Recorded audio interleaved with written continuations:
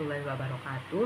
Yang terhormat Bapak Vicky Fendi selaku dosen mata kuliah metodologi penelitian kelas F. Dan teman-teman sekalian, saya di sini merupakan perwakilan dari kelompok 5 akan mempresentasikan 5 qualitative approach to inquiry. Sebelum memasuki materi, izinkan saya untuk memperkenalkan diri terlebih dahulu. Nama saya Andriana Dwi Rahayu dengan NPM 2201301066. Yang selanjutnya yaitu ada Ica Dwi Sabrina dengan NPM 039. Selanjutnya ada Ramadhani Sandro Kusenan dengan NPM 055. Dan yang terakhir ada Nila Kamelia dengan NPM 066. Materi yang pertama yaitu tentang penelitian narasi. Penelitian narasi ini itu mendefinisikannya sebagai jenis desain kualitatif tertentu di mana narasi dipahami sebagai teks lisan atau tertulis yang memberikan penjelasan tentang suatu peristiwa atau tindakan atau serangkaian peristiwa yang terhubung secara kronologis. Materi yang kedua yaitu mengenai ciri-ciri penelitian naratif. Yang pertama, penelitian naratif mengumpulkan cerita dari individu tentang pengalaman hidup dan yang diceritakan dari individu tersebut. Lalu yang kedua yaitu cerita naratif menceritakan pengalaman individu dan dapat menjelaskan identitas individu dan bagaimana mereka melihat diri mereka sendiri. Lalu yang ketiga yaitu cerita naratif dikumpulkan melalui berbagai bentuk data. Yang keempat, cerita naratif sering didengar dan dibentuk oleh peneliti menjadi kronologi meskipun mungkin tidak diceritakan. Lalu yang kelima yaitu cerita naratif dijelaskan dengan berbagai cara. Yang keenam, cerita naratif seringkali mengandung titik balik. Dan yang terakhir yaitu cerita naratif yang terjadi di tempat atau situasi tertentu. Selanjutnya yaitu jenis-jenis naratif. Yang pertama yaitu studi biografi adalah bentuk studi naratif di mana peneliti menulis dan mencatat pengalaman hidup orang lain.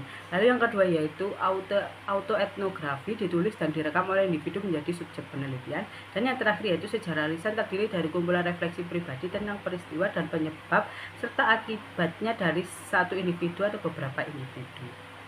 Selanjutnya yaitu prosedur pelaksanaan penelitian naratif. Yang pertama yaitu tentukan apakah masalah atau pertanyaan penelitian paling sesuai dengan penelitian naratif. Yang kedua yaitu pilih satu atau beberapa individu yang memiliki cerita atau pengalaman hidup untuk bercerita dan meluangkan waktu yang cukup banyak bersama mereka untuk berkumpul cerita mereka melalui berbagai jenis informasi. Lalu yang ketiga yaitu memikirkan bagaimana pengumpulan data dan pencatatannya dapat diambil dalam bentuk yang berbeda. Lalu yang keempat yaitu mengumpulkan informasi tentang konteks cerita-cerita tersebut. Yang kelima, menganalisis kisah dari para partisipan. Lalu yang keenam yaitu berkolaborasi dengan partisipan dengan melibatkan mereka secara aktif di dalam penelitian. Selanjutnya yaitu tantangan dari penelitian naratif. Peneliti perlu mengumpulkan informasi yang luas tentang partisipan dan perlu memiliki pemahaman yang jelas tentang konteks kehidupan individu. Diperlukan kejelian untuk mengidentifikasi cerita-cerita tertentu dalam sumber materi yang dikumpulkan untuk menangkap pengalaman individu dari seorang partisipan. Selanjutnya yaitu tentang fenomena penelitian. Studi fenomenologis menggambarkan makna umum dari beberapa individu dari pengalaman hidup mereka tentang suatu konsep atau fenomena. Para fenomenolog fokus pada menggambarkan kesamaan. Selanjutnya yaitu tentang ciri-ciri penentu fenomenologi. Yang pertama yaitu penekanan pada fenomena yang akan dieksplorasi diungkapkan dalam suatu konsep atau ide. Lalu yang kedua yaitu fenomena eksplorasi ini dengan sekelompok individu yang semuanya pernah mengalami fenomena tersebut sehingga kelompoknya heterogen. Lalu yang ketiga yaitu diskusi filosofis tentang ide-ide dasar yang terlibat dalam melakukan fenomenologi. Nah, yang keempat yaitu dalam beberapa bentuk fenomenologi, peneliti mengurung dirinya sendiri dari penelitian dengan membahas pengalaman pribadi dengan fenomena tersebut. Lalu yang keempat yaitu prosedur pengumpulan data yang biasanya melibatkan wawancara individu yang pernah mengalami fenomena tersebut. Yang kelima yaitu prosedur pengumpulan data biasanya melibatkan wawancara individu yang pernah mengalami fenomena tersebut. Yang keenam, analisis data yang dapat mengikuti prosedur sistematif yang bergerak dari unit analisis yang sempit dan selanjutnya ke unit yang lebih luas. Dan selanjutnya ke deskripsi terperinci yang mencakup dua elemen, yaitu apa yang dialami individu dan bagaimana mereka mengalaminya. Dan yang terakhir yaitu fenomenologi diakhiri dengan bagian deskriptif yang membahas esensi pengalaman bagi individu. Baik, materi selanjutnya yaitu mengenai beberapa ciri-ciri dari fenomenologi, di mana yang pertama itu ada fokus pada fenomena tertentu seperti pertumbuhan profesional atau duka. Lalu yang kedua ada eksplorasi dengan kelompok individu yang memiliki pengalaman serupa, biasanya antara 3 hingga 15 orang. Lalu yang ketiga ada diskusi filosofis tentang pengalaman hidup individu yang subjektif dan objektif, menempatkan fenomenologi antara penelitian kualitatif dan kuantitatif. Lalu yang keempat ada bracketing peneliti, yaitu mengidentifikasi dan menyisihkan pengalaman pribadi untuk fokus pada peserta. Lalu yang kelima ada pengumpulan data, biasanya melalui wawancara, meskipun bisa juga menggunakan puisi, observasi, atau dokumen. Lalu yang keenam ada analisis data yang sistematis, mulai dari pernyataan signifikan hingga deskripsi rinci tentang apa dan bagaimana pengalaman individu. Lalu yang terakhir atau yang ketujuh adalah akhiran deskriptif yang membahas esensi pengalaman individu, menggabungkan apa dan bagaimana mereka mengalaminya. Baik, di sini selanjutnya kita akan membahas mengenai jenis-jenis fenomenologi, di mana di sini terdapat 2 pendekatan. Yang pertama yaitu hermeneutik. Nah, fenomenologi ini tuh berfokus pada pengalaman hidup dan interpretasi teks kehidupan. Lalu peneliti beralih pada fenomena yang menarik perhatian mereka dan merenungkan tema esensial. Nah, proses penulisan ini melibatkan deskripsi dan interpretasi dari pengalaman yang dijalani. Nah, pendekatan yang kedua yaitu transendental atau psikologi, di mana fenomenologi ini tuh berfokus pada deskripsi pengalaman peserta, bukan interpretasi peneliti. Nah, pada pendekatan ini tuh menggunakan konsep epoche atau bracketing untuk menyisihkan pengalaman peneliti agar dapat melihat fenomena dengan perspektif baru. Nah, prosedur ini tuh mencakup identifikasi fenomena, pengumpulan data, analisis informasi menjadi pernyataan signifikan, dan pengembangan deskripsi tekstural dan struktural untuk menyampaikan esensi pengalaman. Selanjutnya yaitu prosedur untuk melakukan penelitian fenomenologi, di mana langkah-langkah utama dalam penelitian fenomenologi menurut Mustakas adalah yang pertama adalah dengan menentukan apakah masalah penelitian cocok untuk pendekatan fenomenologi, yang penting untuk memahami pengalaman bersama individu. Lalu yang kedua ada identifikasi fenomena untuk dipelajari, seperti kemarahan atau pengalaman belajar. Lalu yang ketiga yaitu menentukan asumsi filosofis fenomenologi. Lalu yang keempat ada mengumpulkan data dari individu yang telah mengalami fenomena melalui wawancara mendalam. Lalu yang kelima yaitu dengan mengajukan 2 pertanyaan umum kepada peserta untuk menggali pengalaman dan konteks. Lalu yang keenam ada analisis data dengan menyoroti pernyataan signifikan dari wawancara dan mengelompokkan makna menjadi tema. Yang ketujuh ada menggunakan pernyataan dan tema signifikan untuk menulis deskripsi tekstural dan struktural tentang pengalaman peserta. Lalu yang terakhir adalah menulis deskripsi komposit yang menyajikan esensi fenomena. Fenomenologi memberikan wawasan mendalam tentang pengalaman individu yang sangat berguna bagi para terapis, pendidik, petugas kesehatan, dan pembuat kebijakan. Nah, pendekatan dari Mustakas pada tahun 1994 memberikan kerangka kerja yang jelas bagi peneliti baru, meskipun terkadang dianggap terlalu kaku untuk beberapa peneliti kualitatif. Nah, peneliti harus memahami asumsi filosofis yang mendasari penelitian, yang seringkali abstrak dan tidak jelas dalam laporan penelitian. Memilih peserta yang tepat, yaitu yang memiliki pengalaman serupa, seringkali menjadi tantangan. Selain itu, menyisihkan pengalaman pribadi sulit karena interpretasi data dipengaruhi oleh perspektif peneliti. Oleh karena itu, penting untuk mendefinisikan ulang konsep bracketing sebagai proses reflektif yang mendorong rasa ingin tahu, dan peneliti perlu memikirkan bagaimana pemahaman pribadi mereka akan terintegrasi dalam penelitian. Kita beralih ke topik selanjutnya yaitu mengenai teori dasar, di mana teori dasar bertujuan untuk mengembangkan atau menemukan teori berdasarkan pengalaman peserta mengenai suatu proses atau tindakan. Nah, teori ini tuh didasarkan pada data yang diperoleh dari peserta yang telah mengalami proses tersebut. Nah, dikembangkan oleh Bernie Glaser dan Anselm Strauss pada tahun 1967, teori dasar ini menekankan pentingnya data lapangan dalam pembentukan teori, bukan sekedar orientasi teoritis. Setelah bekerja sama, Glaser dan Strauss berselisih tentang prosedur teori dasar. Nah, dengan Glaser menganggap pendekatan Strauss itu terlalu kaku. Nah, Chalmers menawarkan perspektif konstruktivis, sementara Clark merekomendasikan analisis situasi sosial dan mengadopsi pendekatan postmodern untuk merebut kembali teori dasar dari positivisme. Nah, dalam pembahasan ini, kami akan mengacu pada buku Corbin dan Strauss pada tahun 2007 untuk pendekatan terstruktur dan Chalmers 2006 untuk perspektif konstruktivis dan interpretatif. Nah, selanjutnya yaitu mengenai ciri-ciri utama teori dasar, di mana teori dasar ini berfokus pada proses atau tindakan dengan langkah-langkah yang jelas, seperti pengembangan program pendidikan. Lalu bertujuan untuk mengembangkan teori yang menjelaskan proses atau tindakan berdasarkan kategori teoritis, contohnya dengan fakultas.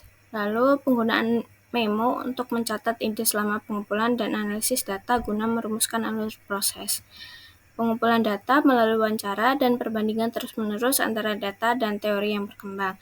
Nah, yang terakhir yaitu analisis data bisa terstruktur menggunakan pengkodean terbuka, aksial, dan selektif, atau kurang terstruktur dengan mengumpulkan makna implisit dari kategori.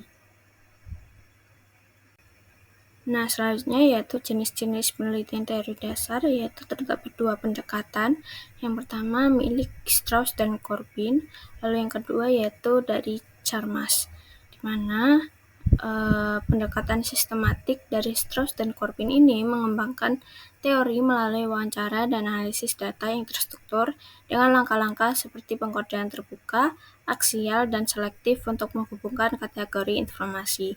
Sedangkan pendekatan konstruktivis milik Chalmers itu menekankan pada pengalaman dan realitas beragam individu dengan fokus pada hubungan sosial dan nilai-nilai personal, menghasilkan teori yang sugestif dan tidak definitif.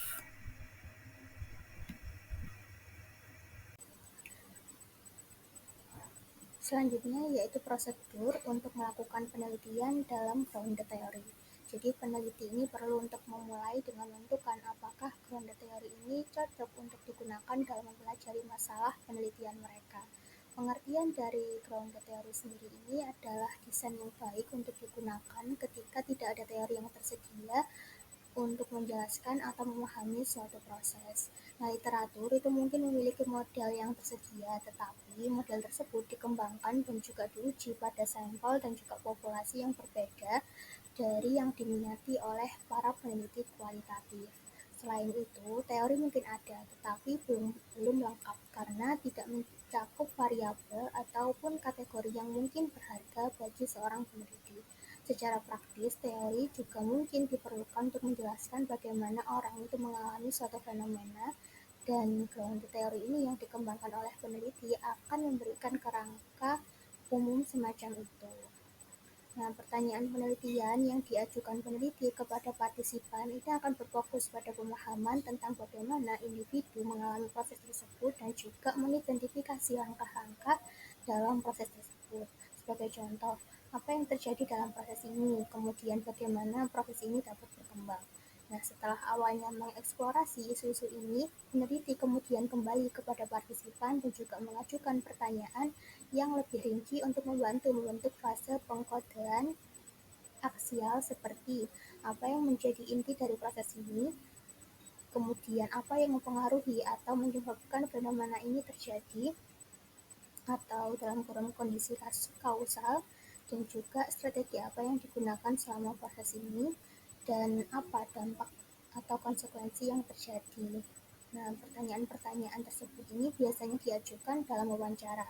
Meskipun bentuk data lain juga dapat dikumpulkan seperti observasi, dokumen, dan materi audio visual. Tujuannya adalah untuk mengumpulkan informasi yang cukup guna sepenuhnya itu mengembangkan atau menjenuhkan model. Ini mungkin melibatkan 20 hingga 60 wawancara. Nah, untuk analisis data sendiri ini dilakukan secara bertahap. Yang pertama yaitu dalam pengkodean terbuka atau open coding. Jadi peneliti ini membentuk kategori informasi tentang fenomena yang sedang dipelajari dengan membagi-bagi informasi tersebut. Dalam setiap kategori, peneliti ini menemukan beberapa sifat atau subkategori dan juga mencari data untuk mengukur dimensi atau juga menunjukkan kemungkinan ekstrem dalam satu sifat. Lalu yang kedua yaitu dalam pengkodean aksial atau aksial coding. Jadi peneliti ini menyusun kembali data dengan cara baru setelah pengkodean terbuka. Dalam pendekatan terstruktur ini, peneliti menyajikan paradigma pengkodean atau diagram logika, misalnya model visual, di mana peneliti mengidentifikasi fenomena sentral atau kategori utama tentang fenomena tersebut. Kemudian mengeksplorasi kondisi kausal atau kategori kondisi yang mempengaruhi fenomena tersebut, lalu menentukan strategi atau tindakan atau juga interaksi yang dihasilkan dari fenomena sentral, serta mengidentifikasi konteks dan kondisi pengaruh atau kondisi yang sempit dan luas yang mempengaruhi strategi. Lalu kita juga menjelaskan konsekuensi atau hasil dari strategi untuk fenomena ini.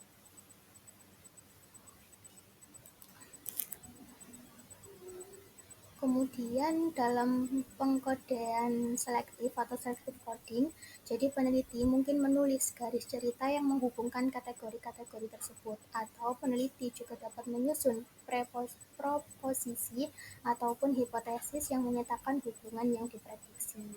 Lalu hasil dari proses pengumpulan dan analisis data ini adalah teori, yaitu teori tingkat substantif, yang ditulis oleh seorang peneliti yang dekat dengan masalah atau populasi tertentu. Teori ini juga muncul dengan bantuan dari proses memori, di mana peneliti menuliskan ide-ide tentang teori yang berkembang sepanjang proses pengkodean terbuka, aksial, dan juga selektif. Teori tingkat substantif ini dapat diuji dan juga kemudian untuk verifikasi empirisnya dengan data kuantitatif guna menentukan apakah teori tersebut dapat digeneralisasi pada sampel dan juga populasi. Sebagai alternatif, studi dapat diakhiri pada titik ini dengan tujuan menghasilkan teori sebagai hasil penelitian.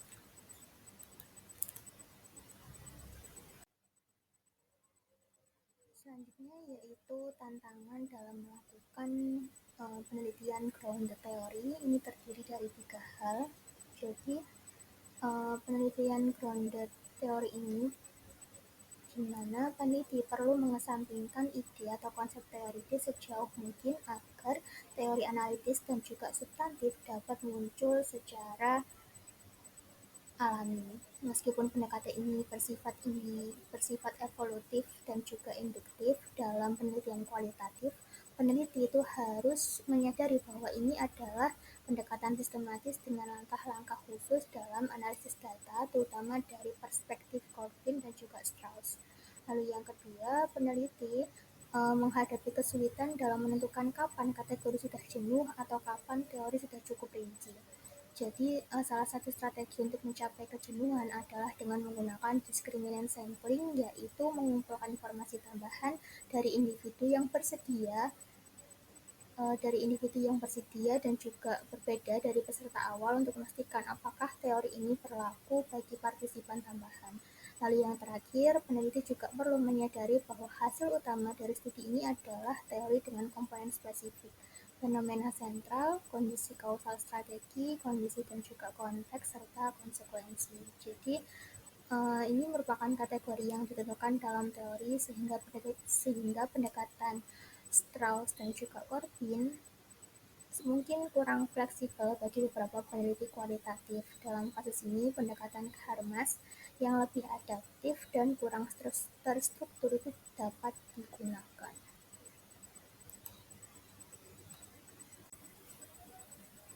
Selanjutnya kita akan memasuki materi terkait penelitian etnografi.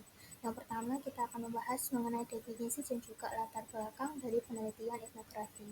Jadi dalam penelitian grounded theory sebelumnya, seorang peneliti ini kan perlu mengembangkan teori dari mengamati banyak individu yang berbagi dalam proses, tindakan, atau interaksi yang sama. Namun para partisipan dalam studi ini tidak selalu berada di tempat yang sama atau berinteraksi secara cukup sering sehingga mengembangkan pola perilaku, keyakinan, dan juga bahasa yang sama. Nah, seorang etnografer tertarik untuk memeriksa pola-pola yang dibagikan tersebut, dan unit analisisnya biasanya lebih besar dari sekitar 20 individu yang terlibat dalam studi grounded theory. Etnografi ini berfokus pada keseluruhan kelompok yang berbagi budaya. Kadang-kadang kelompok budaya ini bisa kecil atau beberapa guru, beberapa pekerja sosial, tetapi biasanya juga melibatkan banyak orang yang berinteraksi dalam jangka waktu tertentu, seperti guru di satu sekolah, kemudian atau kelompok pekerja sosial dalam komunitas. Nah, dengan demikian, etnografi ini merupakan desain penelitian kualitatif di mana peneliti menggambarkan dan juga menafsirkan pola-pola nilai, perilaku, keyakinan, dan juga bahasa yang dipelajari serta dibagikan dalam suatu kelompok budaya. Nah, etnografi sendiri ini juga merupakan proses dan sekaligus hasil dari penelitian, yaitu cara untuk mempelajari kelompok budaya sekaligus produk akhir tertulis dari penelitian tersebut. Nah, sebagai proses, etnografi ini melibatkan pengamatan yang diperpanjang terhadap kelompok tersebut, umumnya melalui observasi partisipan, di mana peneliti terlibat langsung dalam kehidupan sehari-hari kelompok tersebut dan juga mengamati serta mewawancarai para anggotanya. Nah, etnografer ini mempelajari makna dari perilaku, bahasa, dan interaksi di antara anggota kelompok budaya. Etnografi ini berawal dari antropologi budaya komparatif yang dilakukan oleh para antropolog pada awal abad ke-20 seperti Proust, Malinowski, Radcliffe, Brown, dan juga May. Selanjutnya yaitu mengenai ciri-ciri penting dalam etnografi.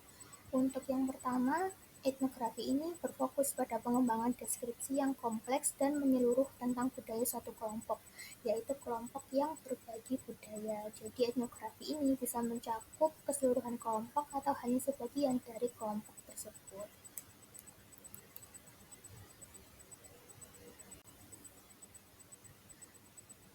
Baik, selanjutnya yaitu ciri-ciri penting etnografi yang kedua.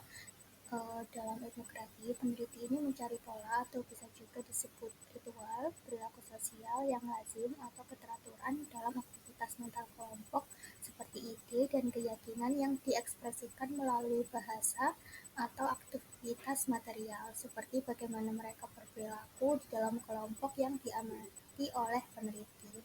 Hal yang kedua, hal ini berarti bahwa kelompok yang berbagi budaya tersebut telah cukup lama berinteraksi sehingga mampu mengembangkan pola kerja yang dapat dikenali. Lalu yang ketiga, selain itu, teori memainkan peran penting dalam memfokuskan perhatian peneliti saat melakukan etnografi.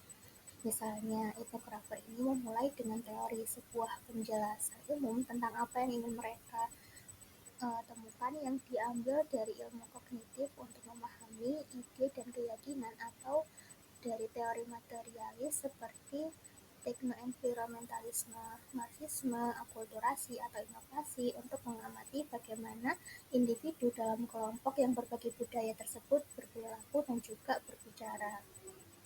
Lalu yang kelima, menggunakan teori dan mencari pola dalam kelompok yang berbagi budaya, melibatkan penelitian lapangan yang luas, mengumpulkan data terutama melalui wawancara, observasi, simbol, artefak, dan berbagai sumber data lainnya. Lalu yang keenam, dalam analisis data ini, peneliti mengandalkan pandangan partisipan dari perspektif dalam emik dan melaporkannya dalam kutipan langsung.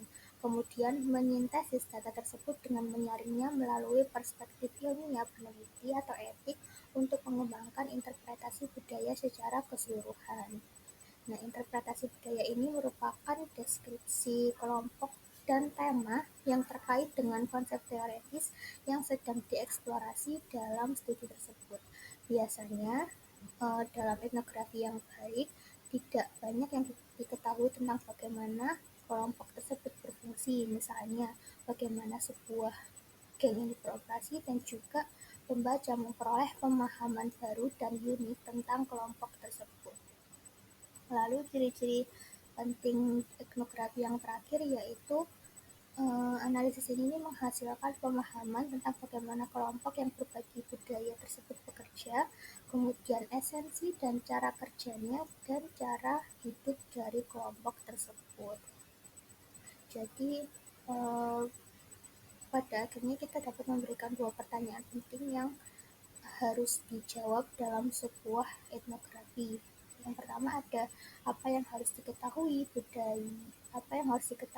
dan dilakukan oleh orang-orang di lingkungan ini agar sistem dapat berjalan.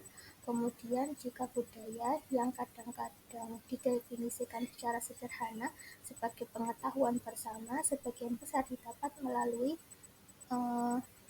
pengalaman daripada pengajaran langsung.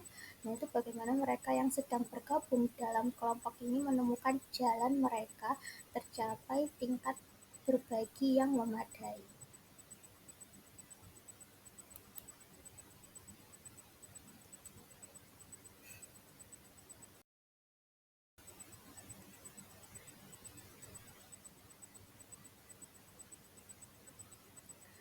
Baik, selanjutnya yaitu terkait jenis-jenis dari etnografi sendiri. Jadi di sini terdiri dari dua bentuk etnografi yang paling populer. Yang pertama yaitu etnografi realis. Jadi etnografi realis ini adalah pendekatan tradisional yang digunakan oleh antropolog budaya.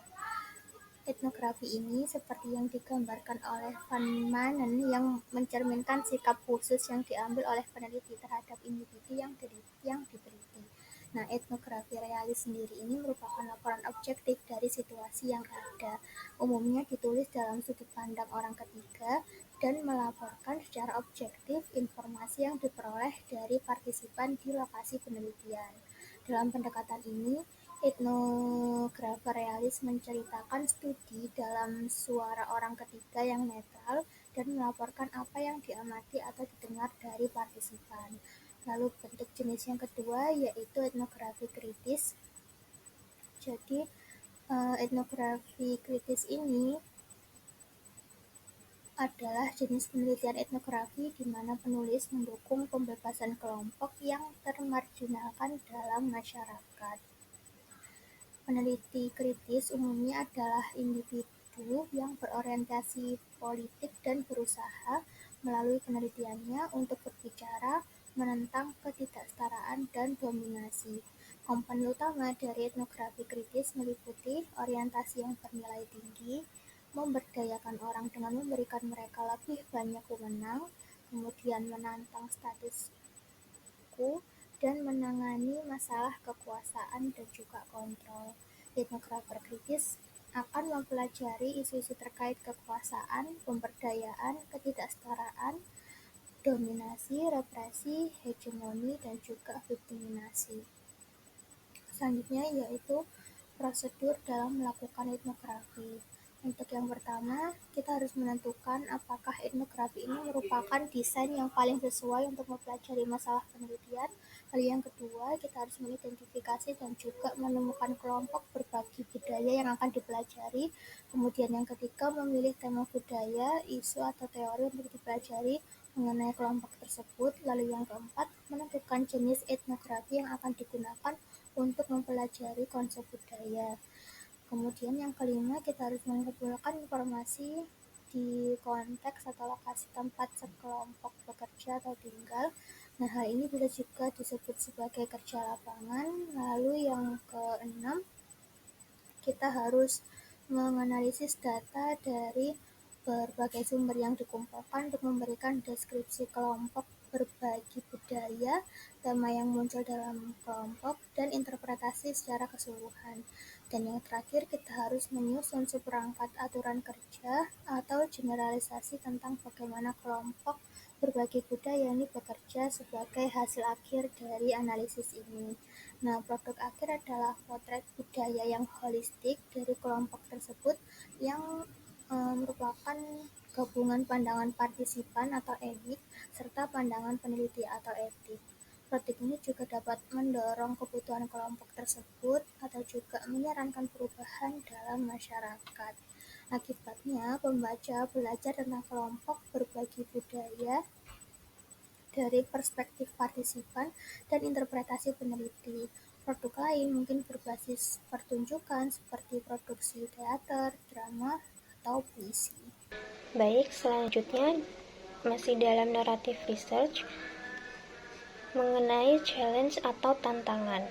Jadi di sini ada 3 tantangan. Yang pertama, peneliti perlu memiliki pemahaman tentang antropologi budaya, makna sistem sosial budaya, dan konsep-konsep yang biasanya dieksplorasi oleh mereka yang mempelajari budaya, di mana waktu untuk mengumpulkan data sangat lama yang melibatkan waktu yang lama di lapangan.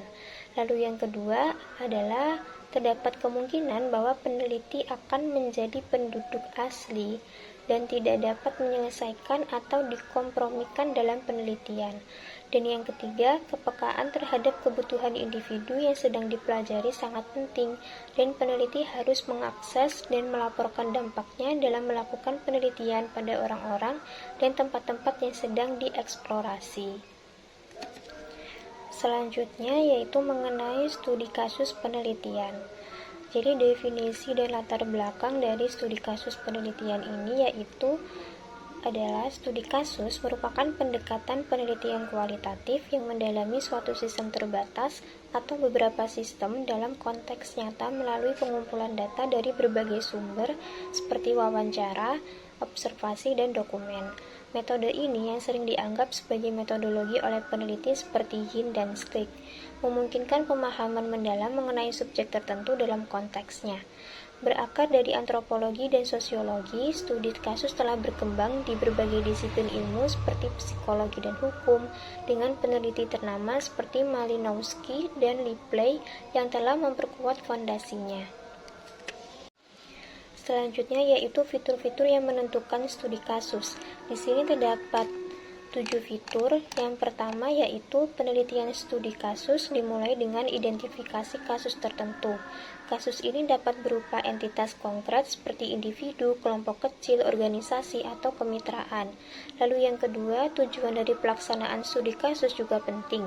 Jadi studi kasus kualitatif dapat disusun untuk menggambarkan kasus yang unik, kasus yang memiliki kepentingan yang tidak biasa dalam dirinya sendiri dan perlu dijelaskan dengan rinci.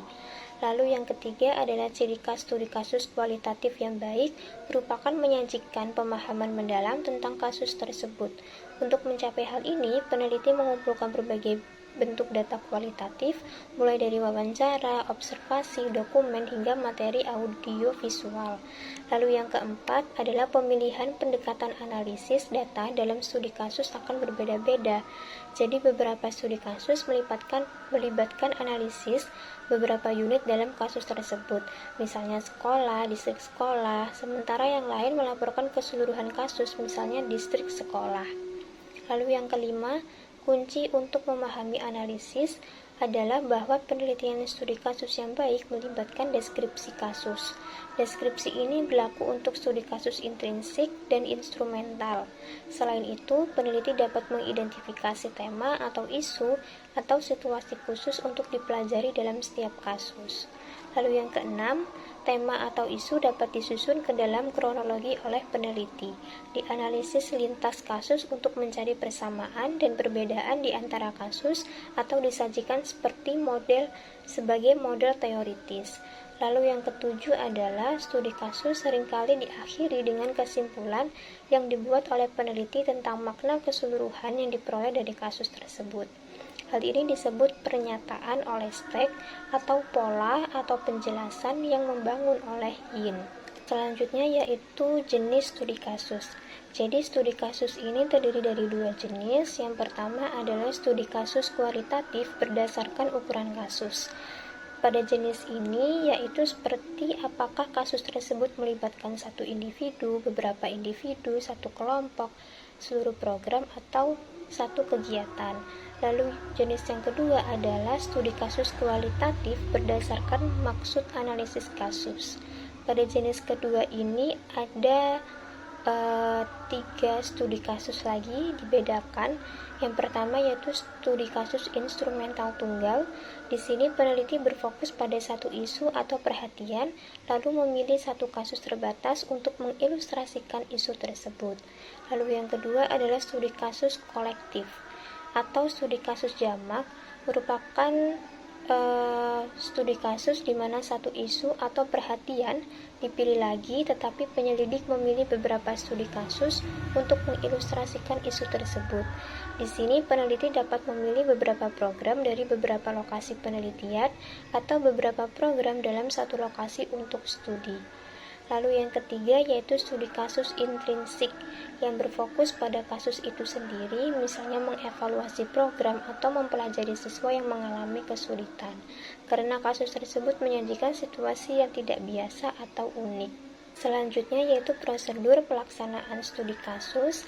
Di sini terdapat 5 prosedur. Yang pertama yaitu peneliti menentukan apakah pendekatan studi kasus tepat untuk mempelajari masalah penelitian. Yang kedua yaitu peneliti selanjutnya perlu mengidentifikasi kasus atau beberapa kasus mereka. Kasus-kasus ini dapat melibatkan seorang individu, beberapa individu, sebuah program, sebuah acara, atau sebuah aktivitas. Lalu yang ketiga adalah pengumpulan data dalam penelitian studi kasus, biasanya ekstensif dengan memanfaatkan berbagai sumber informasi seperti observasi, wawancara, dokumen, dan materi audio visual. Dan yang keempat, yaitu jenis analisis data ini dapat berupa analisis holistik terhadap keseluruhan kasus atau analisis tertanam terhadap aspek tertentu dari kasus. Dan prosedur yang kelima, yaitu pada tahap interpretatif akhir, peneliti melaporkan makna dari kasus tersebut, apakah makna tersebut berasal dari pembelajaran tentang pokok bahasan kasus atau pembelajaran tentang situasi yang tidak biasa. Baik, sekian yang dapat kelompok kami sampaikan, kurang lebihnya mohon maaf jika terdapat kesalahan. Wassalamualaikum warahmatullahi wabarakatuh.